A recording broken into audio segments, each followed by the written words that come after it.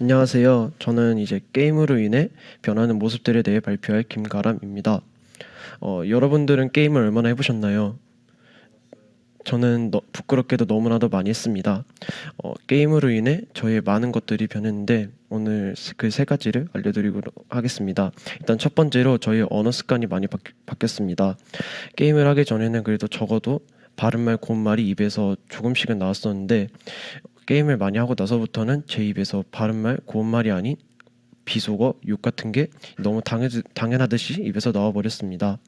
두 번째로는 선생님과 부모님에 대한 태도가 바뀌어버렸습니다. 예전에는 이제 선생님이나 부모님이 저에게 무엇을 시키거나 제가 잘못한 모습에 대해 지적하실 때는 죄송합니다, 잘못했습니다, 네, 알겠습니다라는 순종하는 태도가 나왔었는데 이제는 그런 말과 태도들이 나오지 않고 왜, 이런 부정적인 태도들과 짜증나는 태도들이 많이 나왔습니다. 그리고 마지막으로는 저의 우선순위가 많이 바뀌었습니다. 예전에는 하나님의 말씀이 우선순위였고 그것 때문에 적어도 지금보다는 잘 살고 있었는데 지금은 저희 우선순위가 게임으로 바뀌고 버리고 나서부터는 너무나도 안 좋은 방향으로 살고 있습니다. 이렇게 게임으로 인해 자신의 태도와 언어, 그다음 우선순위가 바뀌어버리게 됩니다. 저는 이 게임으로 인해 제 중2라는 학교생활, 인생이 망쳐버렸습니다. 여러분들은 저처럼 게임 때문에 자신의 인생이나 자신의 학교생활을 망치지 않았었으면 좋겠습니다. 감사합니다. 안녕하세요. 저는 일상생활 속에서 쉽게 찾아볼 수 있는 유전자 조작 식품의 장단점을 소개할 김다은입니다. 여러분, 우리가 매일 삼시세끼마다 먹는 흰 쌀밥과 후식으로 먹는 토마토 등 다양한 음식이 원래와는 다르게 변형된 음식이라는 것을 알고 계셨습니까? 아마 대부분의 사람들이 그 사실을 모르고 먹었을 것 같습니다. 저 또한 우리가 먹고 있는 음식 중에서 이렇게나 많은 종류의 GMO 식품이 있는지 몰랐습니다. 이렇듯 GMO 식품은 우리의 식생활과 아주 밀접한 관계인데요. 과연 이 GMO 식품이 우리의 몸에 어떤 영향을 미치는지 알아봅시다. 먼저 유전자 조작의 사전적 의미는 유전자 재조합을 통해 새롭게 만들어진 농작물을 원료로 사용해 만든 식품이고 프랑켄푸드라는 또 다른 이름으로 불리기도 합니다. 조금 더 쉽게 풀어서 이야기하자면 생명체의 암호인 유전자를 인위적으로 바꿔서 원래 생물이 가지고 있던 단점은 없애버리고 사람에게 이로운 역할만 하는 생물로 탈바꿈을 시키는 것입니다. 탈바꿈된 음식의 대표적인 예로는 밀, 옥수수, 감자, 고구마, 토마토 등이 있고 또 씨 없는 수박이나 카놀라유 등이 있습니다. 사람에게만 이롭고 효율적인 면에 따져서 만든 이 GMO 식품에도 장점과 단점이 있는데요. 먼저 장점에 대해 알아보겠습니다. 첫 번째 장점은 농업에 있어서 생산성과 편리성이 증가한다는 것입니다. 사람들이 각 생물의 좋은 점들만 모아서 무르익지 않는 토마토라던가 동물성 단백질을 생산해내는 콩 등 다양한 식품들을 만들어 생산시키기 때문에 곡식을 수확하는 양이 늘게 됩니다. 또한 농약을 과도하게 사용하지 않아도 되게끔 유전자를 조합했기 때문에 벌레가 곡식들을 먹지 않아서 농약을 뿌리는 수고도 덜 수 있습니다. 두 번째로는 인체에 유익한 성분을 강화시킬 수 있다는 것입니다. 아연이 부족한 사람에게는 아연이 추가된 성분을 먹게 하여 몸속 부족한 영양분을 채우게 하는 등 각 사람에게 필요한 영양분을 보다 더 효과적으로 전달할 수 있습니다. 다음으로 단점은 인체에 작용할 반응들이 불확실성하고 예측하기 어렵다는 점입니다. 이미 많은 식품들이 유전자가 변형되었지만 아직까지도 인체에 대한 안정성은 확보되지 않고 있고 또 기존에 있던 유전자의 다른 종이 투입될 경우 독성을 띠거나 알레르기 유발 물질 등이 생길 우려가 있습니다. 두 번째로는 환경에 부정적 영향을 미침으로써 생태계가 파괴되게 하는 것입니다. GMO 식품에 들어있는 해충 저항성 성분이 생태계에 전파가 되면 해충이나 잡초 등이 저항성 유전자를 가지게 됨으로써 슈퍼잡초와 슈퍼해충이 탄생하게 됩니다. 그에 따라 슈퍼잡초와 슈퍼해충의 방어가 더욱 어려워지는 악순환을 겪고 변종이 출현하여 생태계를 교란시킬 수도 있습니다. 그리고 해충을 막을 수 있는 유전자 조작이 우리에게 이로운 벌레들까지 죽인다는 사실이 밝혀졌고, 인도에서는 유전자 조작 면화의 잎을 먹은 염소랑 양이 한꺼번에 떼죽음을 당하는 사건도 있었습니다. 이처럼 유전자 조작은 우리가 깨닫지 못하는 사이에 동식물들에게까지도 큰 피해를 줄 수가 있습니다. 이번 기회로 유전자 조작 식품에 대해 자세히 조사해보며 환경에도 큰 악영향을 끼칠 수 있다는 것을 처음 알게 되었습니다. 하나님이 만들어 놓으신 최고의 모습이었던 세상이 인간의 죄로 인해 더럽혀졌고 그 예 중 하나가 유전자 조작으로 인한 생태계 파괴입니다. 사람들이 더 적은 손해로 많은 이득을 취하려는 욕심에 맞춰 하나님이 설계하신 생물의 유전자를 바꿔놓은 것입니다. 그로 인해 생태계 파괴라는 결과가 생기게 되었습니다. 저는 원래 유전자 조작이 우리에게 주는 이로움이 많다고 생각했기 때문에 찬성하는 쪽의 입장이었지만 이번 조사를 통해 생각이 바뀌게 되었습니다. 또한 GMO 식품처럼 하나님이 보시면 마음 아픈 일이지만 의식하지 못하고 넘겼던 일이 있을 수도 있겠다는 생각이 들었습니다. 그래서 이제부터는 하나님이 애통해 하시는 영역을 저 또한 애통해 하고 다시 창조 때의 모습으로 되돌려놓는 하나님의 자녀 일꾼이 되게 해달라고 기도하겠습니다. 감사합니다.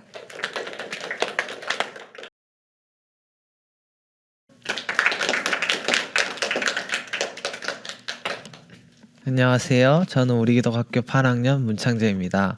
오늘 저는 기계론적 세계관에 대한 간략한 설명과 발전 및 쇠퇴 그리고 이 사상이 우리에게 끼친 영향에 대해 발표하겠습니다. 먼저 기계론적 세계관에 대한 간략한 설명을 하겠습니다. 기계론적 세계관은 모든 형상의 원인과 결과가 명백하여 해명할 수 있다고 생각하는 사상입니다. 세상을 구성하는 최소한의 단위까지 분석할 수 있다면 모든 일을 예측하고 분석할 수 있다고 생각하는 것입니다. 대부분의 기계론자들은 물리 현상만 이 현상에 지배하에 있다고 생각하고 옛날의 기계론자들이나 철저한 기계론자들은 육체뿐 아니라 감각, 감정, 사고 그리고 사고까지도 이 사상에 지배하에 있다고 주장하기도 합니다. 이제 기계론적 세계관의 발전 및 쇠퇴에 대해 알아봅시다. 이 세상을 발전시킨 대표적인 인물은 프란시스 베이컨, 르네 데카르트, 아이작 뉴턴 이 세 사람이 있습니다. 프란시스 베이컨은 1620년에 펴낸 신기관론을 통해 이 세상을 널리 알렸습니다. 르네 데카르트는 나는 수학이 인간에게 주어진 것보다 강력한 지식 획득 수단이라고 확신하고 있다. 수학은 모든 것의 원천이다. 라는 유명한 말을 했습니다. 그는 자연을 단순히 움직이는 물체로 나타내는 것에 성공했습니다. 모든 질적인 것을 수로 대처하고 중요한 것은 오직 공간과 위치라고 주장했습니다. 아이작 뉴턴은 데카르트의 심령을 실현할 방법을 찾았습니다. 뉴턴은 기계적 운동을 수학적으로 설명할 방법을 찾아낸 것입니다. 요약하자면 프란시스 베이컨은 이 사상을 널리 전파하고 르네 데카르트는 모든 사상을 수학으로 나타낼 수 있을 거야 라는 주장을 하고 뉴턴은 움직이는 물체를 수학적으로 예측하는 방법을 찾아낸 것입니다. 이제는 쇠퇴입니다. 기계론적 세계관에 따르면 인간의 감정이나 사고도 다 설명이 가능해야 되는데 아무리 무슨 짓을 해도 도저히 설명할 방법을 찾지 못합니다. 그리고 기계론적 세계관에 따르면 우주에 있는 모든 원자의 정확한 위치와 운동량을 알면 지금 움직이는 모든 이게 왜 이렇게 움직이는지나 아니면 미래 일까지 다 예언을 할 수 있어야 되는데 그게 불가능함이 증명되었습니다. 그 외에도 여러 이유로 기계론이 쇠퇴합니다. 그러면 이 사상이 우리에게 끼친 영향은 무엇일까요? 기계론적 세계관은 과학 기술뿐 아니라 의료, 경제, 사회, 인문 등을 포함한 거의 모든 영역에 걸쳐 영역을 발전시키는데 기여를 합니다. 그리고 진화론이 등장한 후 생명조차도 기계 장치와 같다라는 생각을 퍼지게 하므로 생명의 소중함과 인간의 종합성을 손상시키는 악영향을 주기도 합니다. 저는 예전에 인간도 기계가 같고 뇌도 아주 완벽한 컴퓨터라고 할 수 있지라고 이렇게 그냥 아무 생각 없이 말했던 적이 있는데 알고 보니까 이게 인간의 생명의 소중함과 종합성을 손상시키는 거 하더라고요. 그래서 이것을 알고 말조심을 해야겠다라는 것을 느꼈습니다. 이상으로 발표를 마치겠습니다.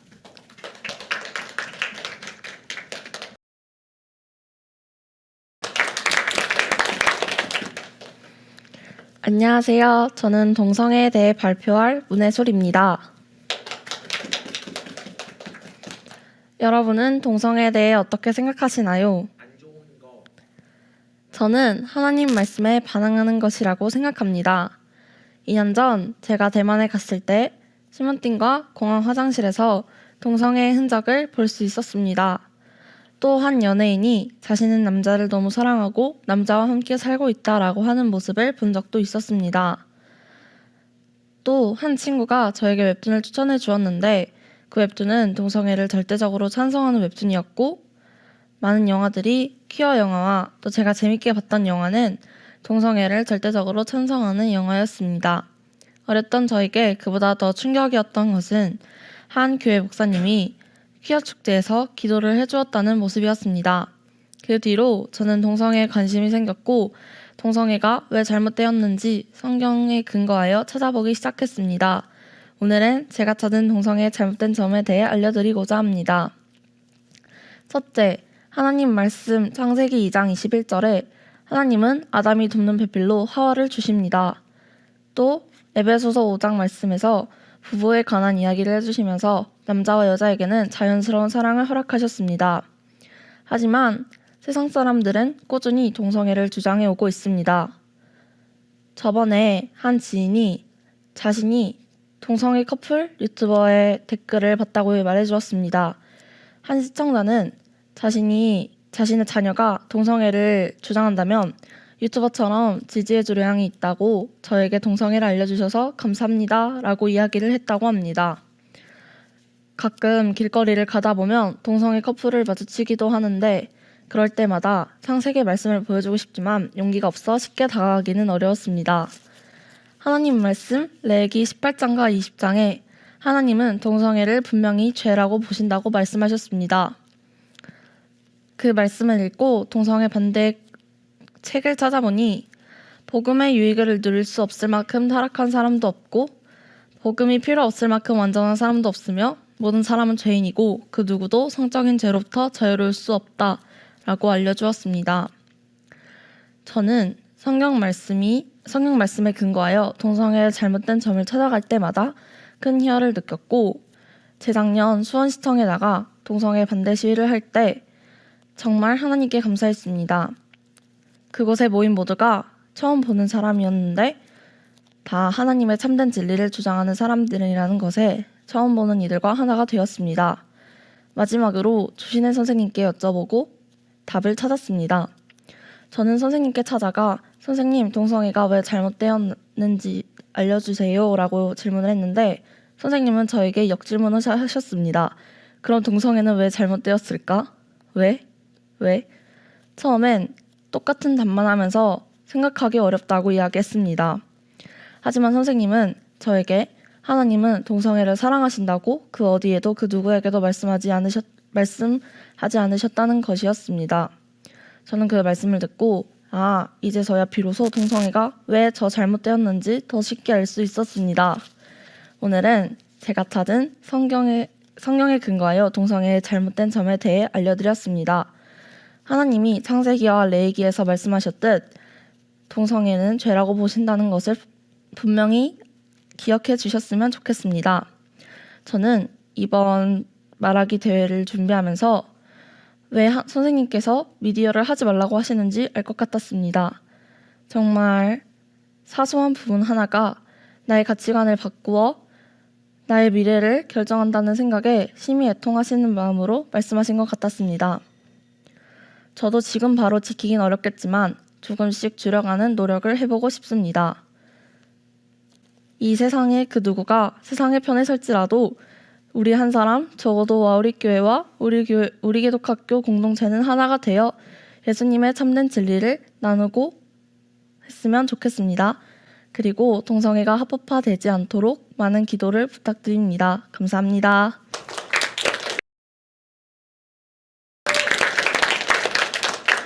안녕하세요. 저는 8학년 박수준입니다. 제가 얼마 전에 TV를 보던 중에 어떤 강아지가 아파하는 모습을 봤는데 2주일 안에 주인을 찾지 못하면은 그 강아지는 안락사를 당한다고 하더라고요. 그래서 제가 안락사에 대해 조금 더 찾아봤더니 사람도 안락사를 하게 된다는 것을 알았습니다. 저는 사람도 안락사를 한다는 그 의견에 대해서 반대하는데 반대하는 이유를 지금부터 설명해 드리도록 하겠습니다. 첫 번째 이유는 하나님이 저희를 만드신 창조주인데 하나님이 살인하지 말라는 10계명의 계명도 있고 하나님이 만드신 거를 저희가 마음대로 죽이고 살리고 할 수 있는 거는 아니라고 생각합니다. 하나님은 창조주이시고 저희는 창조물인데 창조물이 하나님의 계시를 어기고 자기의 마음대로 행동한다면은 그것 또한 옳지 않은 행동이라고 생각합니다.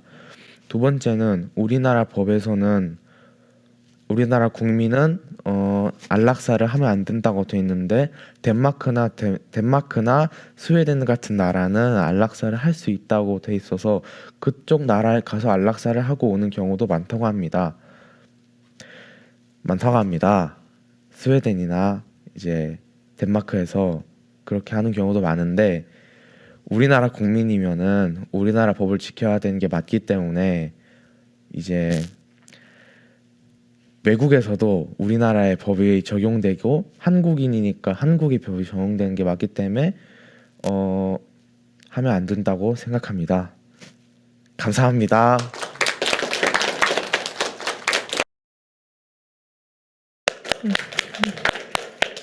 안녕하세요. 저는 동물 실험에 대해 찬반을 발표할 박수현입니다. 여러분은 사람이 중요합니까? 동물이 중요합니까? 대부분 사람들은 사람이 더 중요하다고 하지만 그렇다고 해서 동물을 가지고 함부로 실험을 해도 되는 것일까요? 이번에 동물 실험에 대해 찾아보면서 찬반 의견이 있었는데 찬성하는 사람들의 의견을 보면은 의학적 발전에 동물이 있어서 된다는 사람도 있고 환경의 상호관계를 파악할 수 없다는 등등 여러 가지의 의견이 있습니다. 또 반대 의견에서는 동물 실험에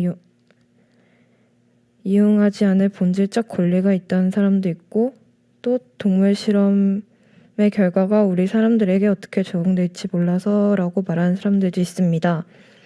저는 이 동물 실험에 대한 찬반 의견을 보면서 저도 생각이 들었습니다.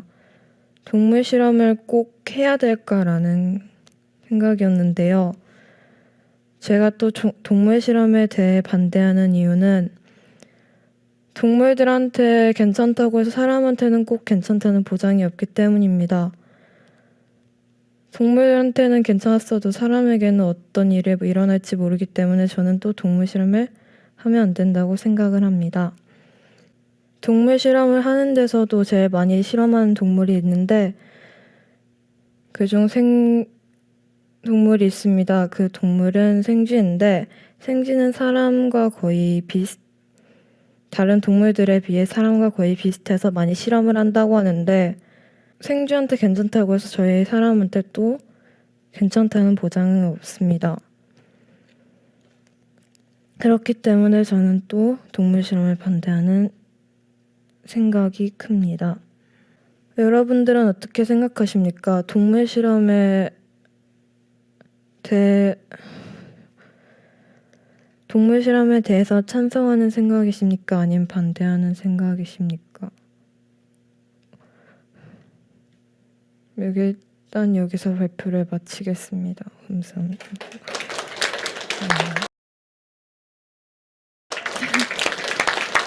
안녕하세요. 여성인권과 낙태에 대해 말하기를 준비한 배희연입니다. 요즘 낙태에 관한 소식들을 많이 들어보셨을 겁니다.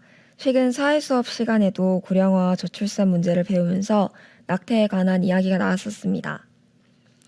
우리는 우리 기독 학교를 다니며 하나님의 시선으로 교육을 받습니다.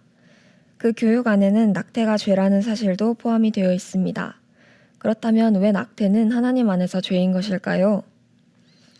저는 말하기의 주제를 낙태로 결정한 이후 낙태에 대해 잘 알기 위해서는 낙태가 어떤 방식으로 이루어지는지 알아야 할 필요가 있다고 생각했습니다. 그렇게 알게 된 낙태 수술 방법 중 하나에는 절개수술이라는 이름의 수술이 있었습니다. 이 수술은 뱃속에 살아 숨쉬고 있는 태아를 수술도구로 토막내어 하나하나 뱃속에서 끄집어내는 과정으로 낙태를 하는 수술입니다. 저는 이 수술을 알게 된 후 낙태에 대해 한마디로 정의할 수 있었습니다. 낙태는 살인이었습니다. 절개수술은 그 수많은 살인 방법 중 토막살인이었습니다. 2021년 1월 1일 이후로 낙태죄가 폐지되었다는 사실을 알고 계십니까?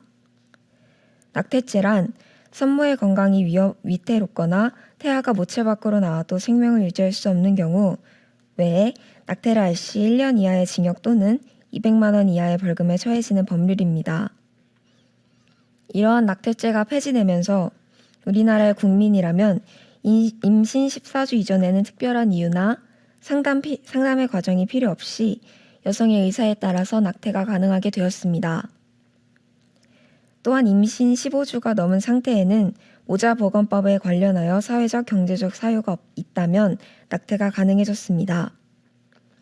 저는 낙태에 대해 알면 알수록 어떤 세계관을 가지고 있는 자들이 낙태에 대해 찬성을 하거나 낙태를 하는지 궁금해졌습니다. 낙태에 관해 찬성하는 대표적인 세계관은 세속적 인본주의 세계관이었습니다. 세속적 인본주의 세계관이란 눈에 보이는 현실만이 존재한다고 주장하는 세계관입니다. 인본주의자들 중 대표적인 인물인 마거릿 쌩어는 미국 가족계획연맹의 창시자입니다. 그녀는 특히 장애인 불임 시술과 낙태에 관해 적극적인 활동을 하고 있는데요. 왜 그녀는 이렇게 낙태와 장애인 불임 시술에 적극적일까요? 인본주의자들은 진화론을 창조론을 대체하여 인간의 기원을 밝히고 있는 유일한 과학적 설명이라고 주장합니다. 진화론에서는 적자생존이라는 이론이 굉장히 중요한데 간단히 풀어서 설명하자면 강한 자가 살아남는다라는 뜻입니다. 따라서 인간 또한 그저 우연히 운이 좋아서 적자생존을 한 다른 생명체보다 조금 더 진화한 생명체라고 여겨지기 때문에 원하지 않는 임신을 통해서 잉태된 아이의 생명은 엄마라는 숙주의 몸에 우연히 발생한 세포 덩어리이자 기생생물이라고 생각합니다. 따라서 숙주가 원하지 않으면 기생생물을 제거하는 것은 당연한 일로 생각되는 것이죠. 그렇다면 우리가 낙태를 바라봐야 할 성경적 세계관은 어떠할까요? 성경적 세계관을 가진 자들은 여성의 인권과 아이의 생명권을 별개로 바라봅니다. 아무리 여성이 자신의 신체를 자유롭게 사용할 수 있는 권리를 가지고 있다 하더라도 태아는 여성과는 독립된 인격체이며 하나님께서 여성의 몸을 빌려 이 땅에 특별한 목적과 의미를 가지게 태어나게 하신 존귀한 생명이라는 것입니다. 점점 우리의 사회는 자의적 판단에 따라 타인의 생명을 죽일 수도 있는 시대가 되고 있는 것 같습니다. 우리는 어떠할까요? 자신의 판단과 또는 자신이 우상이 되어 있지는 않을까요? 감사합니다.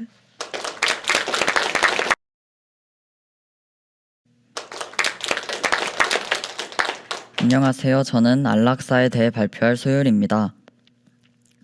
얼마 전 한 친구가 저에게 안락사에 대해 어떻게 생각해? 라고 물어보았습니다. 그때 저는 친구에게 안락사를 허용하면 안 돼 라고 말을 했습니다. 그러자 그 친구는 저에게 왜 그렇게 생각해? 라고 물어보았을 때 저는 저의 생각에 대한 구체적인 근거를 말할 수 없었습니다. 그 후 저는 성경적 세계관으로 바라보았을 때 안락사는 어떤 경우에도 용납할 수 없다는 것을 알게 되었고 이제 그 내용을 여러분들께 알려드리고자 합니다. 우선 그 전에 성경적 세계관과 인본주의 세계관에 대해 간단하게 설명해 드리겠습니다. 성경적 세계관은 성경을 기반으로 세상을 바라보는 관점이며 성경 말씀을 진리라고 믿는 세계관입니다. 인본주의 세계관은 신의 존재를 인정하지 않는 세계관입니다. 이제 인본주의 세계관과 성경적 세계관이 각각 안락사에 대해 어떻게 말하고 있는지 알려드리겠습니다. 인본주의 세계관을 가진 사람이라면 안락사에 찬성하는 입장을 가지게 될 것입니다. 만약 자신의 삶이 자신이 보기에 어려움으로 가득 차 있고 그래서 살기가 싫고 병으로 인해 고통으로 가득 차 있다고 생각이 된다면 스스로 생명을 끝내는 것이 자신의 행복을 위해 가장 합리적인 선택이라고 생각할 것입니다. 이런 생각을 바탕으로 이미 몇 나라에서는 안락사를 허용했다고 합니다. 하지만 성경은 인간에게 생명의 주인은 내가 아니라 하나님이라는 것입니다. 또한 하나님께서는 살인하지 말라라고 말씀하셨습니다. 그렇기에 성경적 세계관을 가진 사람이라면 안락사를 허용할 수 없을 것입니다. 지금까지 안락사를 인본주의 세계관과 성경적 세계관의 관점으로 설명해 드렸습니다. 앞으로도 자신을 향한 하나님의 뜻을 찾으며 현재 최선을 다하는 저와 저희 모두가 되기를 소망합니다. 감사합니다.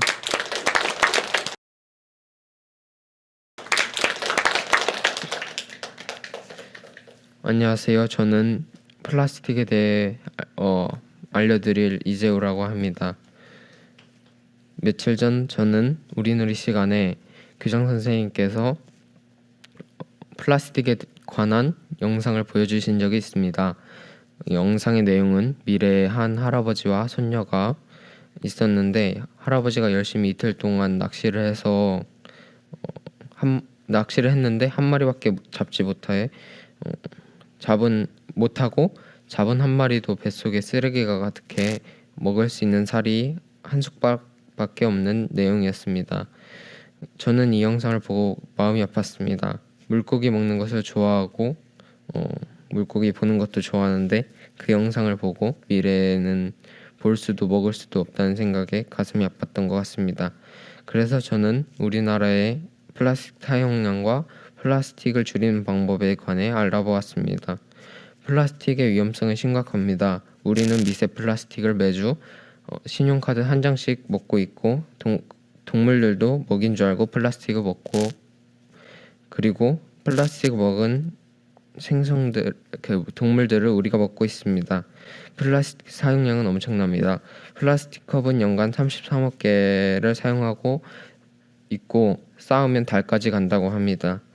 연간 800만 톤의 플라스틱이 바다로 유입되고 한국에서만 연간 봉지로 영토의 70%를 덮을 수 있다고 합니다.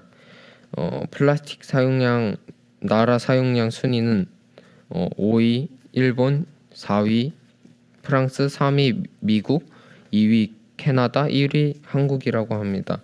5위인 일본의 플라스틱 재사용량은 83%, 1위인 우리나라는 62%인 걸 보면 우리나라가 좀 심각한 것 같습니다. 2017년 기준 비닐봉지는 2,352억 개, 페트병은 49억 개, 플라스틱 컵은 33억 개, 45,900톤에 이른다고 합니다. 플라스틱을 줄이는 방법은 첫 번째, 일회용품 줄이기. 예를 들면 카페에 가서 테이크아웃을 할 때 일회용 컵을 사용하는데 귀찮더라도 텀블러나 머그컵을 들고 가서 일회용품을 줄이는 것이 좋을 것 같습니다.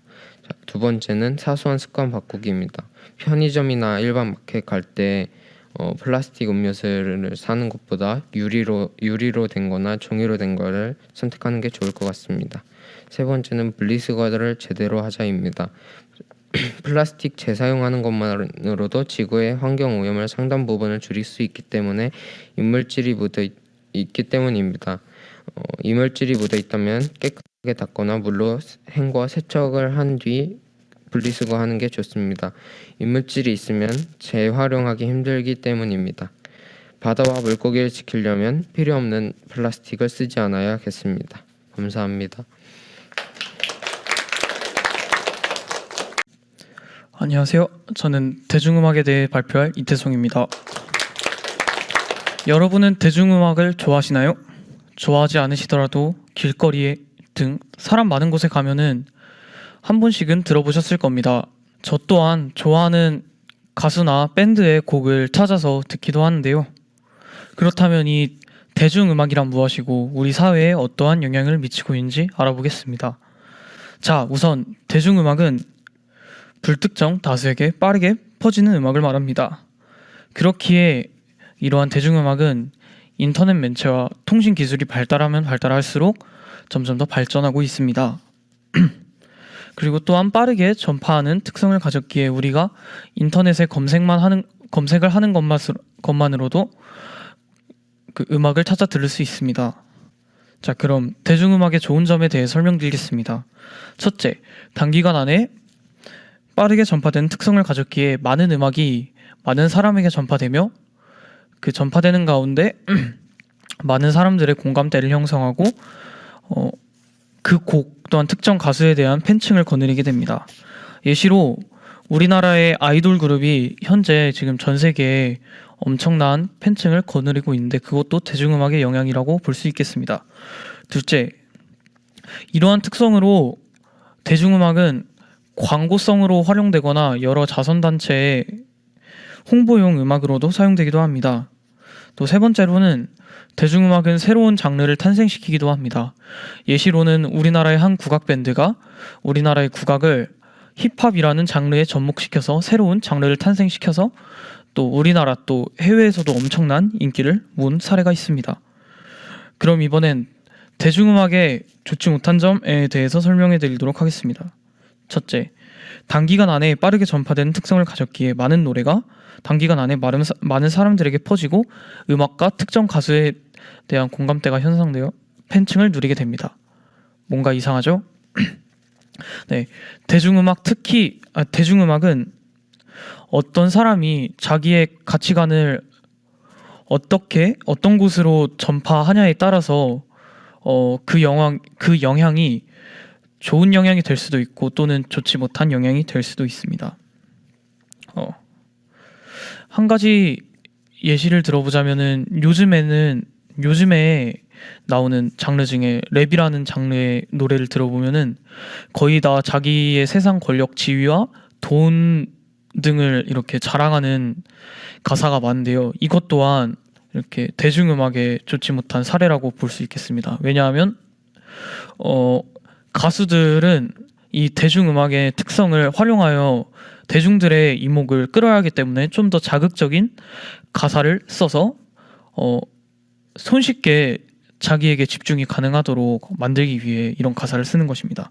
자, 그럼 마지막으로 기독교인의 관점에서 본 대중음악은 어떠할까요? 저는 이 대중음악이 아니라 음악은 하나님이 주신 엄청나게 큰 선물이라고 생각합니다. 그리고 이 인간은 이 음악을 자연에서부터 소리를 모방하여서 지금까지도 이렇게 여러 음악으로 쓰고 있고요. 이런 하나님이 주신 선물을 가장 잘 쓰고 잘 나타낸 인물은 저는 다윗이라고 생각합니다. 그는 성경의 이스라엘의 왕으로도 나와 있지만 시편의 저자, 싱어송라이터입니다. 하나님이 주신 음악을 이 사회에 좋은 영향으로 대중들에게 알린 그런 작곡가 다윗이 아니었나 생각합니다. 그렇기에 저도 앞으로 저희를 위해 또 저희 후손을 위해 하나님이 주신 이 음악을 대중들에게 좀 더 선한 영향력으로 이렇게 선물해 주었으면 어떨까 합니다. 이상으로 발표를 마치겠습니다. 감사합니다. 안녕하세요. 저는 이슬람을 발표할 정열이라고 합니다. 여러분들은 혹시 이슬람에 대해 잘 아시나요? 잘 모르신다면 저와 함께 이슬람에 대해 알아보도록 하겠습니다. 먼저 이슬람의 개념과 이슬람의 역사에 대해 알아보겠습니다. 이슬람이란 알라에게 복종하는 자들인 무슬림들이 모여 이루어진 종교입니다. 이슬람은 610년 사우디아라비아 메카에서 상인으로 살아가던 무하마드에게 알라의 천사가 나타나 신적인 얘기를 해줬다는 것부터 시작이 됩니다. 632년에 무하마드가 죽고 이슬람교 내부에서는 큰 분열이 발생합니다. 그 이유는 무하마드의 후계자를 뽑는 것 때문이었는데 무하마드 후계자를 투표로 뽑자고 하는 그 수니파와 또 무하마드의 후계자는 혈통으로 선출해야 한다는 시아파로 나누어지게 됩니다. 이것은 지금 현재까지 이어지고 있고 지금 현재 수니파는 90%, 시아파는 약 10%라고 합니다. 이슬람 인구수는 현재 매우 빠르게 증가하고 있습니다. 그래서 2030년에는 이슬람 인구수가 약 22억 명으로 늘어날 것이라고 합니다. 이렇게 전 세계적으로 이슬람을 따르는 사람들이 증가하는 가운데 우리나라도 그 이슬람이 들어와 많은 영향들을 끼쳤습니다. 첫 번째로는 서울 이태원에 이슬람 사원이 세워져 있는 것과 또 두 번째로 제주도에 가면 공항이나 렌터카 업체에서 각 이슬람 기도실을 마련해 놓은 것입니다. 또 요즘에는 우리나라로 온 무슬림 유학생들이 그 대학에서 기도실을 마련해 달라고 요구하는 것입니다. 저는 이슬람권에 들어온 우리나라의 처지를 보면 매우 안타깝다는 생각이 들었습니다. 마지막으로 성경적 세계관과 이슬람 세계관의 차이에 대해 알아보도록 하겠습니다. 먼저 첫 번째 가장 큰 차이점은 이슬람이 믿는 하나님, 즉 알라와 기독교의 하나님이 서로 다르다는 것입니다. 먼저 기독교의 하나님은 우리를 사랑하시고 삼위일체이시지만 이슬람이 믿는 하나님, 즉 알라는 복종을 요구하는 그런 분이십니다. 그래서 기독교가 믿는 하나님과 이슬람교의 알라는 서로 다른 신입니다. 두 번째 차이점은 구원의 방식이 서로 다르다는 것입니다. 기독교는 오직 예수님을 믿어야만 구원이 가능한데 또 이슬람교는 알라에게 오직 복종해야만 구원이 가능하다고 합니다. 이상으로 이슬람에 대해 알아보았습니다. 감사합니다.